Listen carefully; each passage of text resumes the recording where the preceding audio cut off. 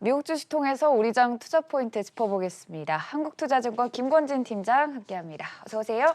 네, 안녕하십니까. 네, 오늘 다우와 S&P 500 사상 최고치로 마감했습니다. 대부분의 업종이 상승하는 흐름 보였는데요. 첫 번째 이슈부터 자세하게 얘기 나눠보도록 하겠습니다. 고용지표도 호조를 나타냈고 10년물도 주춤하는 흐름.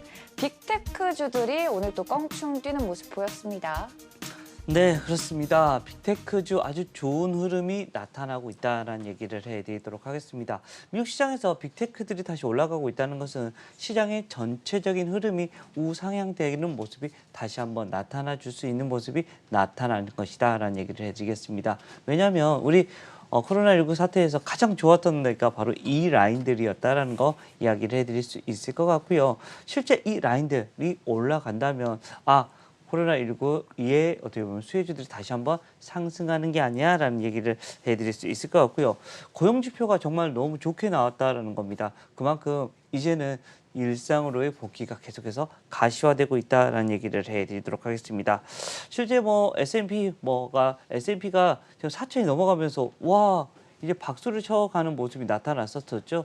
이제 거기에 안착을 해버리는 모습이 나타나고 있다는 것은 시장이 다시 한번 조정이 마무리가 되고 다시 한번 한 단계 레벨업이 될 수 있는 이런 흐름의 이런 단초들이 하나씩 전개가 되는 겁니다. 그동안의 시장은 어떤 흐름이었냐면 야 거의 다 왔어 이제 좀 조정이 나올 것 같아 라는 이런 분위기가 계속해서 연속이었는데요. 이것을 좀 바꿔지는 모습이 나타나고 있는 것이다 라는 얘기를 해드리겠고요.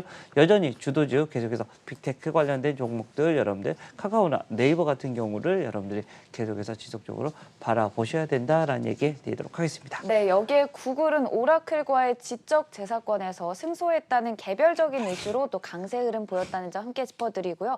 화면을 통해 또 간략하게 짚고 가겠습니다. 오늘 주식시장 강세와 더불어서 공포지수도 3% 넘게 올랐는데요. 장 중에는 18까지 치솟기도 했습니다. 이 부분이 빅테크 급등에 따른 투자자들의 부담 그리고 우려도 섞인 모습이라는 점 시장에는 해석이 강한 모습이고요. 가상화폐 시총도 2조 달러를 돌파하면서 현재 1% 오른 5만 8천 선에 움직이고 있다는 점 함께 짚어드리겠습니다. 두 번째 이슈 넘어가 보도록 하죠. 오늘 또 시장에 큰 호재로 작용했던 게 고용지표가 코로나19로부터 타격을 극복했다라는 부분이 강하게 반영이 됐었는데 경제재개 훈풍이 시장 전반적으로 불고 있어요. 델타항공 같은 경우에도 중간 좌석을 1년 동안 비워뒀었는데 이제는 또 다시 중간 좌석도 활용하겠다고 했고 크루즈 역시 7월부터 운항 재개 의사를 밝혔고 AMC 엔터테인먼트 극장 같은 경우에도 극장에 이제 관객들이 돌아오고 있다. 어찌 보면은 사실 코로나19로 큰 타격을 받았던 업종들이 다 하나하나씩 회복을 하는 모습이거든요. 네, 그렇습니다. 이제는 일상으로의 복귀를 하고 있는 듯한 모습이 나오고 있습니다. 물론 아직까지 우리나라 여전히 조금 아직까지 계속해서 수위를 높인다라는 얘기가 나오고 있고요. 미국 같은 경우도 지금 현재 4차 대유행에 대한 이런 전조가 나오는 거 아니야라는 봄이 날씨가 따뜻해지면서 다시 한번 좀 커지는 거 아니야라는 이런 분위기가 관측이 되고 있습니다. 하지만 백신의 지금 효과 거의 50% 이상이 지금 백신을 맞았다고 하는 이스라엘 같은 경우는 다음 주부터는 실외에서는 이제 마스크를 안 써도 된다라는 이런 걸로 지금 현재 이야기가 돌고 있는 상황입니다. 그만큼 백신과 마스크가 우리를 지켜줄 수 있는 시기가 이제 얼마 남지 않은 것 같다라는 얘기를 해드리겠습니다. 이러한 이슈가 있으면서 그동안 우리가 우리가 코로나19의 이런 피해주로 여겨졌던 종목들이 하나씩 다시 한번 재개가 되고 있는 모습이 나오고 있습니다. 여러분들 너무 어색하지 않습니까? 실제 한 칸씩 뛰고 앉는다. 한 칸씩 우리가 거리두기 해야 된다라는 거라고 얘기를 하고 있는데 그 거리두기가 다시금 조금씩 좁혀질 수 있는 날이 이제 얼마 남지 않은 것 같고요.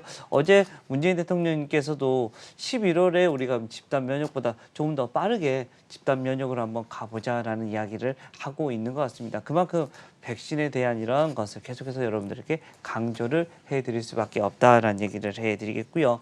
실제 이 그동안의 피해주였던 이런 코로나19 피해주였던 종목들이 다시 한번 계속해서 상승을 해주고 있는 모습이 나오고 거기에 가장 얘기가 많이 나오는 게 뭐예요? 바로 우리가 여행 관련주다라는 겁니다.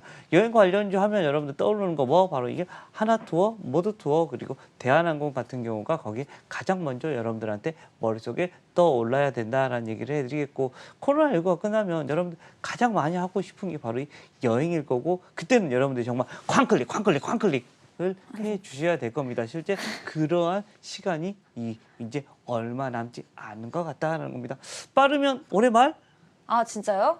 제 예상입니다. 물론 안 될 수도 있습니다. 아니면 내년 초가 되지 않을까라는 얘기를 이 해드리고요. 방송이 성지 방송이 되기를 또 네, 희망을 해보도록 한번 하겠습니다. 해보도록 하겠습니다. 근데 사실 이 여행 관련주들이 주가는 계속 고공행진하는데 시장 전반적 그리고 글로벌 각국에서 아직까지 뭐 4차 유행이다 이런 말은 나오고 있는 상황이거든요. 그럼 투자자들 입장에서는 중장기적으로 좋게 보긴 하는데 어느 정도 시점으로 정확하게 봐야 될까요? 우선은 뭐 정확하게는 어렵습니다. 장기간이냐 단기간으로 여러분들이 계속해서 판단하셔야 될 것 같고 최근에는 주가가 좀 많이 올라왔죠. 이 기대감이 뭐 올라왔습니다. 근데 실적을 까보면 어떡하다? 안 좋을 거예요. 분명히 실적은 아직은 안 좋다. 하지만 조금씩 좋아지는 모습. 뭐 대한항공 같은 경우는 실제 뭐 의자 다 떼어서 우리 화물로 계속해서 지금 현재 흑자를 만들어내고 있는 것처럼 거기에 맞게 대응을 해주고 있다라는 얘기를 해드리겠습니다. 또 대한항공 같은 경우는 뭐예요?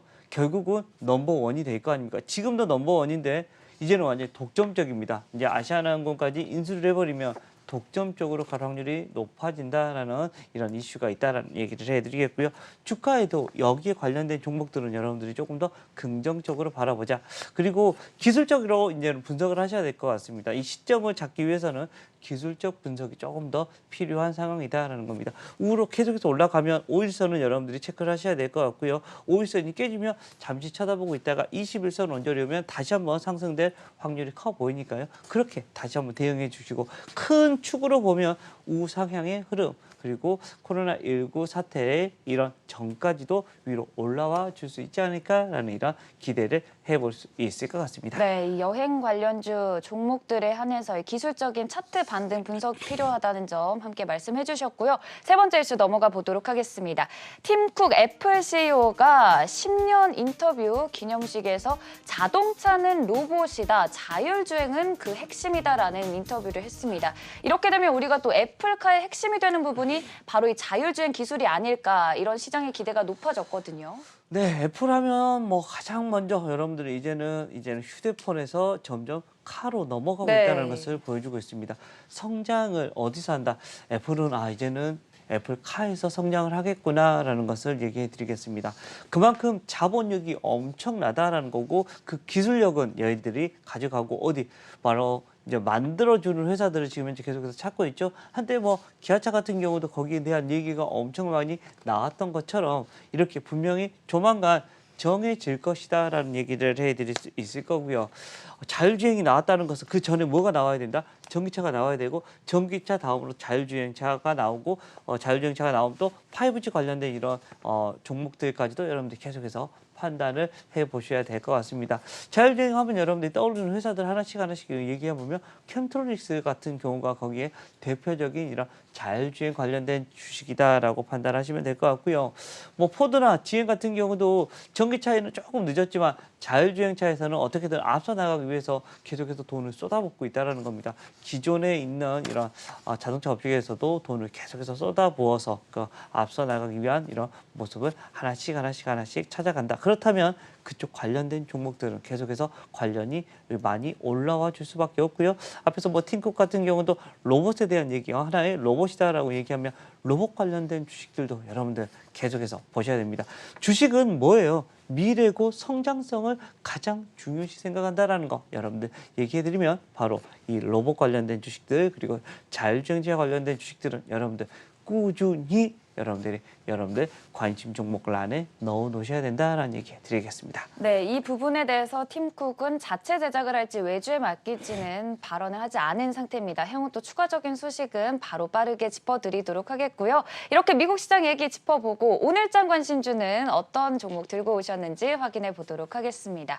오늘장 관심주 LGU 플러스예요. 네, LG U 플러스입니다. 참 주가가 이렇게 싸도 되나라고 할 정도로 지금 현재 좀 비이성적인 지금 현재 주가의 흐름이 계속해서 진행이 되고 있는 것 같습니다. 1분기 실적 컨센서스 서프라이즈가 나올 확률이 좀 높아 보입니다. 이미 우리 지금 현재 4월 달을 살고 있고 다음 주 뭐 삼성전자 실적 발표할 건데 아마도 그때부터 막 서프라이즈야! 서프라이즈야!라는 이런 분위기가 하나씩 등장해 주지 않을까라는 생각을 해갈 수 있을 것 같고요. 실제 이동저나 이런 매출액이 5% 이상이 올라옵니다. 그런데 배당이 4%? 이거는 말이 안 되는 것 같은데 라는 이런 생각을 해갈 수 있을 것 같다라는 얘기 해드리겠고 그동안 LG U+, 뭐에 그동안 좀 많이 힘들었었습니까? 화이자에 대한 죄송합니다. 화이자가 아니라 화웨이입니다. 화웨이에 대한 이런 전혀 이슈가 다른 기업이죠. 네, 그렇죠. 전혀 네. 이제 화만 비슷했네요. 네. 화웨이에 대한 이런 이슈로 계속해서 좀 몸서리 쳤었다라는 얘기를 해드리겠고 근데 이제는 벗어날 때도 됐다라는 얘기를 해드릴 수 있을 것 같습니다. 이렇게 되면 다시 한번 도약이 시작이 되지 않을까라는 생각을 해갈 수 있을 것 같습니다. 네, 상당히 저평가됐고 이제는 화웨이로부터의 하방 압력을 극복할 것이다. LGU 플러스 얘기 나눠봤고요. 지금까지 한국투자증권 김권진 팀장이었습니다. 고맙습니다. 네, 감사합니다.